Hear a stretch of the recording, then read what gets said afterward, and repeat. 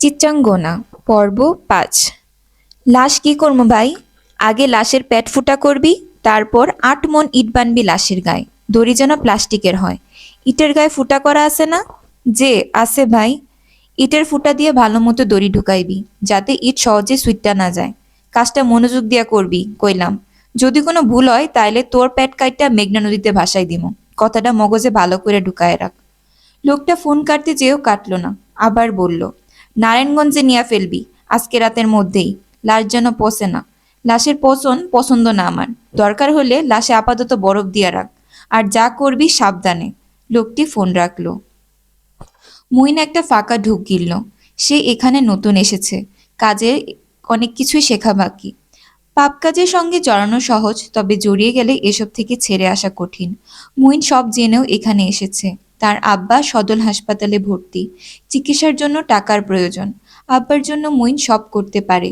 জীবনের ঝুঁকি নিয়ে সে এখানে এসেছে। এভাবেই তো আর সে মরে যেতে পারে না। তাদের কর্তা, তাদের নেতা এখন ট্রলারে নেই। সে রাতের বেলা আসেন, ভোরে আবার চলে যান। গুরুত্বপূর্ণ কাজ ছাড়া আসেনও না। তবে মাঝে মাঝে আবার হুট করে আগমন ঘটে। মঈন ব্রাশে পেস্ট লাগিয়ে দাঁত মাজতে মাজতে লুঙ্গি গিট ঠিক করে। এখন তার কাজ নেই, কাজ সব রাতে। এখন সে সোজা হাসপাতালে যাবে তার বাবাকে দেখতে। সঙ্গে ছোট বোনটাকেও দেখে আসবে। মা মারা যাওয়ার পর ছোট বোনটা সব একা হাতে সামলাচ্ছে। কখনো কোনো আবদার করেনি। যাওয়ার সময় হাতে করে কিছু নিয়ে যাবে আজ সে। চিত্রার সঙ্গে অনেকক্ষণ যাবৎ খুঁটিনাটি কথা বলছে মোহনা। বাড়িতে এত সব কাজের মানুষ থাকলে বাড়ির বউদের হয়তো এভাবেই শুয়ে বসে কাটাতে হয়। তবে চিত্রার শরীর ম্যাচম্যাচ করছে। ছোট থেকেই তার কাজ করার অভ্যাস। এমন কোনো কাজ নেই যে চিত্রা পারে না। এখানে আসার পর ঘরের মধ্যে বসে থাকতে হয়েছে চিত্রাকে। তার শাশুড়ি রান্নাঘরে, নদীও রান্নাঘরে। তবে চিত্রাকে উনুনের সামনে আসতে নিষেধ করেছে রোমানা। গালে হাত বুলিয়ে বলেছেন, তুমি আমার ফারাজের বউ, আমার ছোট পোলার বউ। তাই তুমি আমার চোখে আমার ছোট মাইয়ার সমান। আমার মাইয়া রুহি কোনো কাম করে নেই বাড়িতে, তাই তুমিও করবা না। যাও এখান থেকে যাও।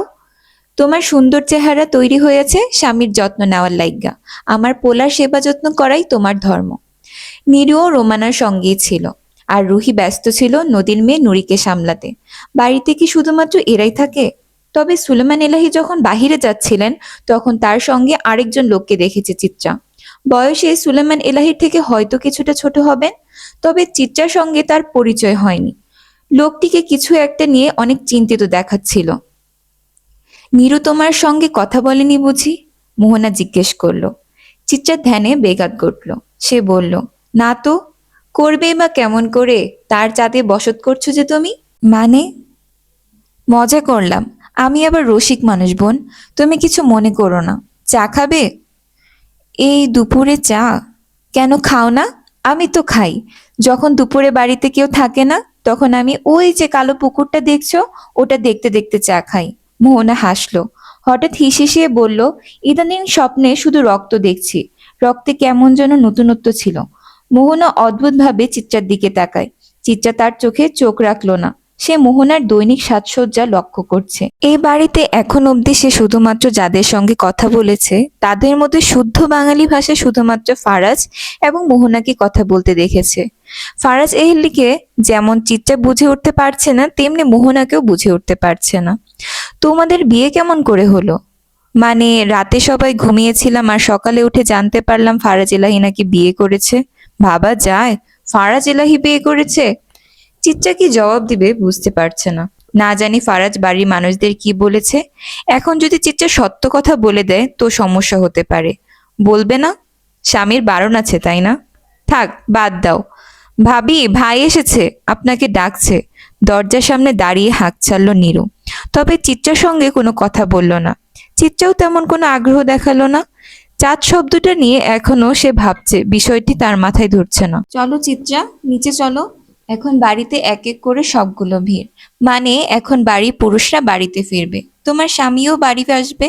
সকালবেলা তোমাকে নিজের ভাগের পরোটা দিল, এখন তো তোমারও উচিত স্বামীকে কিছু একটা দেওয়া। কি আছে তোমার কাছে? চিত্রা ভাবলো, তার কাছে কি আছে? কিছুই তো নেই। সে তো নিঃস্ব। কিছুই নেই নাকি? মোহনা পুনরায় জিজ্ঞাসা করলো। না। চিত্রার সোজা সাপটা জবাব।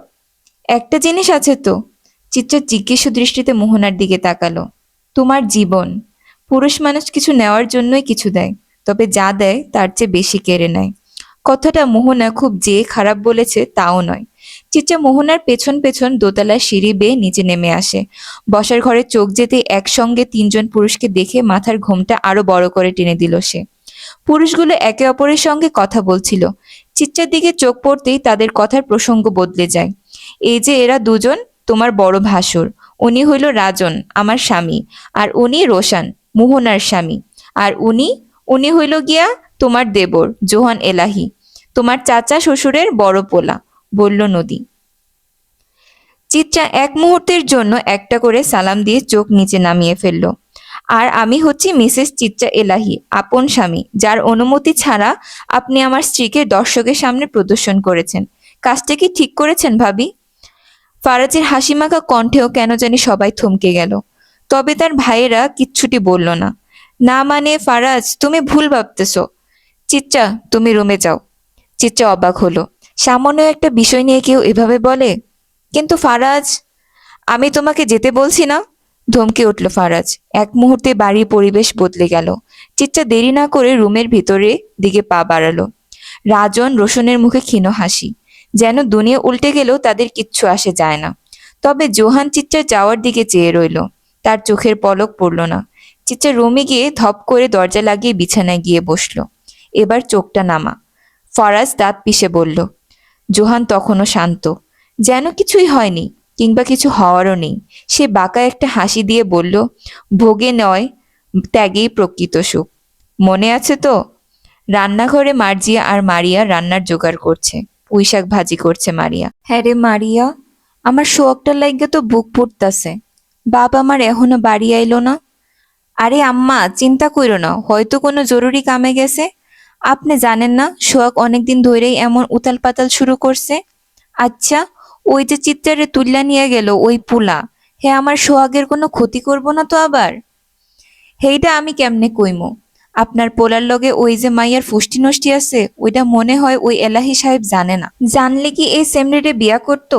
আচ্ছা আম্মা, হেরা কি বহুত বড় লোক? না মানে ওই মাইয়া এত সুখ করতেছে বড় বাড়ির বউ হইয়া। হ, মনে হয় এলাসি বাড়ির বউ হইয়া গেল মাঝখান দিয়া। সবই কপাল। আম্মা, এলাসি না, এলাহি। ওই হইল। বাড়ির বেল বাজতেই মারিয়া কাজ রেখে দরজা খুলতে যায়। তবে এই দরজা খুলতেই মারিয়া স্তব্ধ, নির্বাক, চিৎকার করে বলে উঠল, আম্মু।